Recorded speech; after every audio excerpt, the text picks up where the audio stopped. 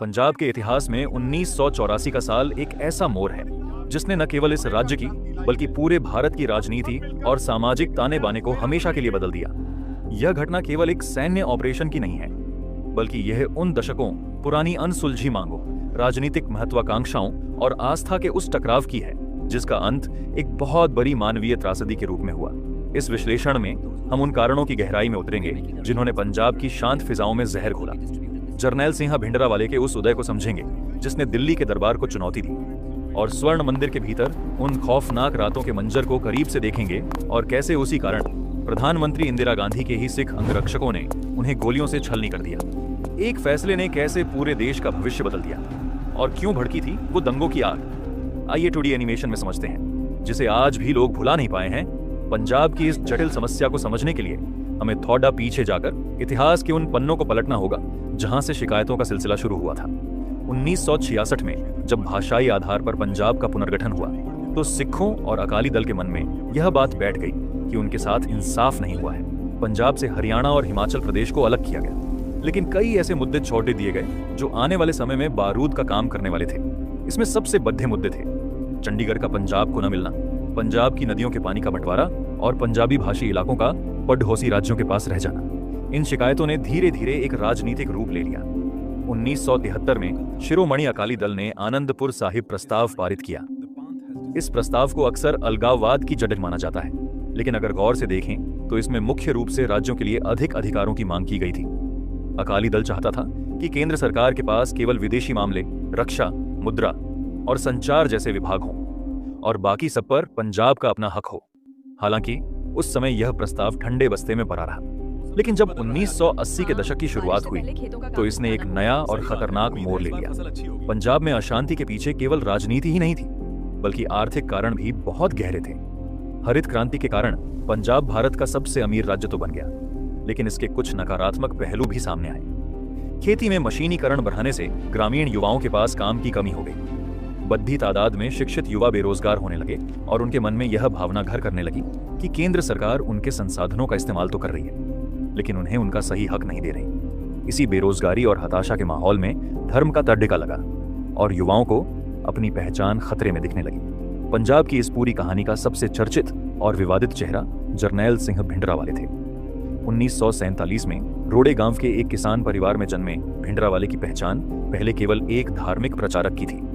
उन्होंने दमदमी टकसाल से अपनी पढ़ाई पूरी की और बाद में इसके 14वें जत्थेदार बने। भिंडरावाले की शख्सियत में एक खास तरह का आकर्षण था। वे जब अपनी लंबी कद काठी, नीली या केसरिया पगड़ी और हाथ में तीर लेकर चलते थे तो ग्रामीण युवा उन्हें अपना मसीहा मानने लगते थे। भिंडरावाले का असली उदय 13 अप्रैल 1978 को अमृतसर में सिखों और निरंकारियों के बीच हुई हिंसक झड़प के बाद हुआ। इस टकराव में 13 सिख मारे गए, जिसके बाद भिंडरावाले ने घोषणा की कि वे सिखों की मर्यादा की रक्षा के लिए किसी भी हद तक जाएंगे। उन्होंने गांव-गांव जाकर अमृत प्रचार शुरू किया। उनके भाषण बहुत ही सरल लेकिन तीखे होते थे। वे अक्सर कहते थे कि सिखों को अपनी भेड़ वाली मानसिकता छोड़कर शेर बनना होगा। उन्होंने नशे, शराब और पतित होने के खिलाफ एक बड़ी मुहिम चलाई, जिसका पंजाब के ग्रामीण इलाकों में बहुत सकारात्मक असर पड़ा था और लोग उन्हें एक समाज सुधारक के तौर पर देखने लगे। इतिहासकारों का एक बद्धा वर्ग यह मानता है कि भिंडरावाले को शुरुआत में कांग्रेस के कुछ नेताओं ने अकाली दल के प्रभाव को कम करने के लिए बढ़ावा दिया था। उस समय के बड़े कांग्रेसी नेता और बाद में राष्ट्रपति बने ज्ञानी जैल सिंह का नाम अक्सर इस संदर्भ में लिया जाता है, लेकिन बहुत जल्द भिंडरावाले कांग्रेस के नियंत्रण से बाहर हो गए और उन्होंने अपनी एक स्वतंत्र सत्ता खड़ी कर ली। 1981 में जब मशहूर अखबार संपादक लाला जगत नारायण की हत्या हुई तो शक की सुई भिंडरावाले की तरफ गई। उनकी गिरफ्तारी के समय भारी हिंसा हुई और प्रशासन को उन्हें छोड़ना पड़ा। इस एक घटना ने भिंडरावाले को अमर कर दिया। लोगों को लगा कि जिस सरकार से पूरी दुनिया डरती है वह भिंडरावाले के सामने झुक गई है। इसके बाद पंजाब में हिंसा का एक न खत्म होने वाला दौर शुरू हो गया। बस यात्रियों की हत्याएं, बम धमाके और पुलिस अधिकारियों को निशाना बनाना आम बात हो गई थी। 1982 के आते आते भिंडरावाले ने स्वर्ण मंदिर परिसर को अपना मुख्यालय बना लिया था। शुरुआत में वे गुरु नानी निवास में रहे, जो मंदिर के बाहर एक सराय थी, लेकिन बाद में उन्होंने अकाल तख्त पर कब्जा कर लिया। यह सिखों के लिए बहुत ही संवेदनशील बात थी, क्योंकि अकाल तख्त सिखों की सर्वोच्च धार्मिक और दुनियावी शक्ति का केंद्र है। मंदिर के अंदर अब अरदास के साथ साथ हथियारों की खनक भी सुनाई देने लगी थी। स्वर्ण मंदिर को एक अभेद्य किले में बदलने का काम किया मेजर जनरल शाहबेग सिंह ने। शाहबेग सिंह भारतीय सेना के एक शानदार अधिकारी रहे थे, जिन्होंने 1971 के युद्ध में पाकिस्तान के दांत खट्टे किए थे और मुक्ति वाहिनी के छापामार योद्धाओं को प्रशिक्षित किया था। लेकिन सेना से अपमानजनक तरीके से निकाले जाने के बाद वे व्यवस्था के दुश्मन बन गए और भिंडरावाले के साथ जुड़ गए। शाहबेग सिंह ने अपनी सैन्य विशेषज्ञता का इस्तेमाल स्वर्ण मंदिर की सुरक्षा दीवारें तैयार करने में किया। उन्होंने मंदिर परिसर के चारों ओर की ऊंची इमारतों जैसे रामगढ़िया बुंगा और पानी की टंकियों पर मशीन गनें तैनात करवा दी। अकाल तख्त के कमरों को कंक्रीट और रेत की बोरियों से भरकर बंकर बना दिया गया। उन्होंने ऐसे फायरिंग पॉइंट बनाए जहां से सेना का आगे बढ़ना नामुमकिन हो जाए। भिंडरावाले अब वहीं से अपनी अदालत लगाने लगे थे। पंजाब का कोई भी व्यक्ति, चाहे वह किसी भी धर्म का हो, अगर उसे लगता कि पुलिस या प्रशासन उसे परेशान कर रहा है तो वह भिंडरावाले के पास जाता और भिंडरावाले फोन पर ही फैसला सुना देते थे। दिल्ली में बैठी प्रधानमंत्री इंदिरा गांधी के लिए यह स्थिति बहुत ही चुनौतीपूर्ण थी। एक तरफ देश की अखंडता का सवाल था और दूसरी तरफ सिखों की धार्मिक भावनाएं। इंदिरा गांधी ने कई बार अकाली नेताओं जैसे प्रकाश सिंह बादल और हरचंद सिंह लोंगोवाल से बात करने की कोशिश की, लेकिन भिंडरावाले का डर और उनकी बढ़ती ताकत के आगे अकाली नेता भी बेबस महसूस कर रहे थे। कार्रवाई से पहले सरकार ने कई गुप्त योजनाएं बनाई। इनमें से एक थी ऑपरेशन सनडाउन। इस योजना के तहत RNW के कमांडो को हेलीकॉप्टर के जरिए मंदिर परिसर के बाहर गुरु नानक निवास पर उतरकर भिंडरावाले को उठाना था। इसके लिए उत्तर प्रदेश के सरसावा में मंदिर का एक नकली ढांचा बनाकर महीनों तक रिहर्सल की गई। ब्रिटिश खुफिया एजेंसी MI6 और SS के अधिकारियों से भी सलाह ली गई। लेकिन अंत में इंदिरा गांधी ने इस ऑपरेशन को मंजूरी नहीं दी, क्योंकि उन्हें डर था कि इसमें बड़ी संख्या में आम नागरिक मारे जा सकते हैं और अगर ऑपरेशन फेल हुआ तो यह देश के लिए बड़ी शर्मिंदगी होगी।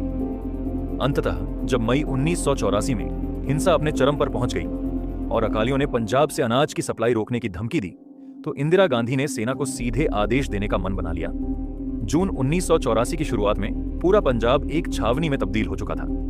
3 जून को गुरु अर्जन देव जी का शहीदी दिवस था और हजारों की संख्या में श्रद्धालु स्वर्ण मंदिर के अंदर फंसे हुए थे। सेना ने अमृतसर की घेराबंदी कर दी और पूरे राज्य में कर्फ्यू लगा दिया गया। ऑन ऑपरेशन की कमान मेजर जनरल कुलदीप सिंह बरार को सौंपी गई थी। 5 जून की शाम 7 बजे ऑपरेशन शुरू हुआ। सेना को सख्त हिदायत थी कि मुख्य हरमंदिर साहिब को नुकसान नहीं पहुंचना चाहिए, लेकिन अंदर से हो रही भारी गोलाबारी ने सेना के सारे प्लान फेल कर दिए। जैसे ही पैरा कमांडो ने उत्तरी प्रवेश द्वार से अंदर घुसने की कोशिश की, उन पर चारों तरफ से गोलियों की बौछार शुरू हो गई। किलिंग ग्राउंड बन चुकी परिक्रमा में सेना के जवान गाजर मूली की तरह कटने लगे। जब पैदल सेना के जवान अकाल तख्त की मोर्चाबंदी नहीं तोड़ पाए तो जनरल बरार ने दिल्ली से टैंक इस्तेमाल करने की इजाजत मांगी। पहले एक बख्तरबंद गाड़ी APC को भेजा गया, लेकिन उग्रवादियों ने उसे चीनी रॉकेट लॉन्चर से उड़ा दिया, जिसके बारे में सेना को पहले से कोई जानकारी नहीं थी। अंत में 6 जून की सुबह तड़ज के विजयंता टैंकों को परिक्रमा के अंदर लाया गया। टैंकों की तोपों ने अकाल तख्त के ढांचे पर गोले दागना शुरू किया, जिससे वह महान ऐतिहासिक इमारत खंडहर में तब्दील हो गई। ऑपरेशन खत्म होने के बाद जो तस्वीरें सामने आईं, वे दिल दहला देने वाली थीं। अकाल तख्त का सुनहरा गुंबद ढह चुका था, पवित्र सरोवर का पानी खून से लाल था और मंदिर परिसर की दीवारों पर गोलियों के सैकड़ों निशान थे। सरकारी आंकड़े कहते हैं कि इस ऑपरेशन में 493 नागरिक और उग्रवादी मारे गए, जबकि सेना के 83 जवान शहीद हुए। लेकिन स्वतंत्र स्रोतों और प्रत्यक्षदर्शियों का कहना है कि मरने वालों में बड़ी संख्या निर्दोष श्रद्धालुओं की थी, जिनकी संख्या हजारों में हो सकती है। पूरी दुनिया के सिखों में इस घटना को लेकर गहरा रोष पैदा हो गया। उनके लिए यह केवल एक सैन्य ऑपरेशन नहीं, बल्कि उनके सबसे पवित्र स्थान की बेअदबी थी। सेना में मौजूद कई सिख जवानों ने विद्रोह कर दिया और अपने बैरकों को छोड़कर अमृतसर की ओर चल पड़े। कई बड़े सिख अधिकारियों और लेखकों ने अपने सरकारी सम्मान लौटा दिए। पंजाब अब एक ऐसी आग में जल रहा था जो बुझने का नाम नहीं ले रही थी। ऑपरेशन ब्लू स्टार की तपिश अभी कम भी नहीं हुई थी कि 31 अक्टूबर 1984 की सुबह ने पूरे भारत को सन्न कर दिया। प्रधानमंत्री इंदिरा गांधी जब अपने आवास के बगीचे में एक ब्रिटिश फिल्मकार को इंटरव्यू देने जा रही थीं, तो उनके अपने 2 सिख अंगरक्षकों बेअंत सिंह और सतवंत सिंह ने उन पर गोलियों की बौछार कर दी। बेअंत सिंह ने अपनी रिवॉल्वर से 3 गोलियां दागी और सतवंत सिंह ने अपनी स्टेन गन से 30 गोलियां इंदिरा गांधी के शरीर में उतार दी। यह हमला इतना अचानक और भीषण था कि किसी को संभलने का मौका नहीं मिला। इंदिरा गांधी को एम्स ले जाया गया, जहां डॉक्टरों की एक बड़ी टीम ने उन्हें बचाने की कोशिश की, लेकिन दोपहर तक उनके निधन की खबर पूरे देश में फैल गई। इंदिरा गांधी की हत्या के बाद देश के कई हिस्सों, खासकर दिल्ली में जो हुआ, उसे दंगे कहना एक छोटी बात होगी। वह एक कत्लेआम था। 1 नवंबर से 3 नवंबर के बीच दिल्ली की सड़कों पर मौत का नंगा नाच हुआ। भीड़ा ने चुन चुनकर सिखों के घरों, दुकानों और गुरुद्वारों को निशाना बनाया। नानावती आयोग और कई मानवाधिकार संगठनों की रिपोर्टें बताती हैं कि यह हिंसा अचानक भड़की हुई नहीं थी। भीड़ को मतदाता सूचियां और पेट्रोल मिट्टी का तेल उपलब्ध कराया गया था। दिल्ली के त्रिलोकपुरी, सुल्तानपुरी और मंगोलपुरी जैसे इलाकों में इन दंगों में जीवित बचे लोग आज भी उस खौफनाक मंजर को याद कर कांप उठते हैं। निर्प्रीत कौर, जिन्होंने अपने पिता को अपनी आंखों के सामने आग की लपटों में गिरते देखा, आज भी दिल्ली की अदालतों के चक्कर काट रही हैं। डाल्टनगंज, बिहार के एक सिख दुकानदार ने बताया कि कैसे उसके उन पड़ोसियों ने उसकी दुकान लूट ली जिनके साथ वह हर शाम चाय पीता था।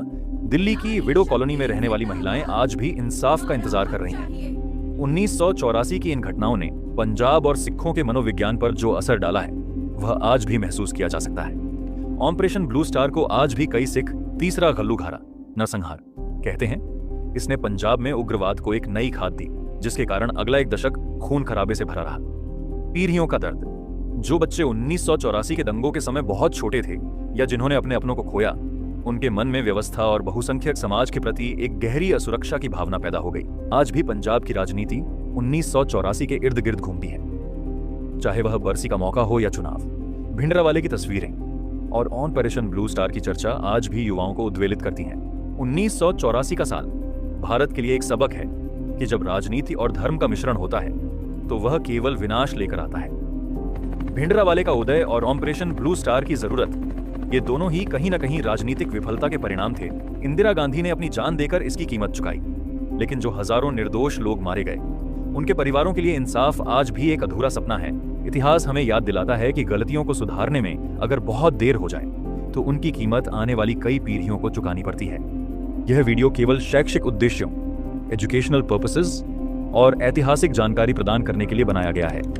हमारा उद्देश्य किसी भी धर्म, समुदाय या भावनाओं को ठेस पहुंचाना या हिंसा को बढ़ावा देना नहीं है। वीडियो में दी गई जानकारी ऐतिहासिक दस्तावेजों, रिपोर्ट्स और विश्वसनीय स्रोतों पर आधारित है।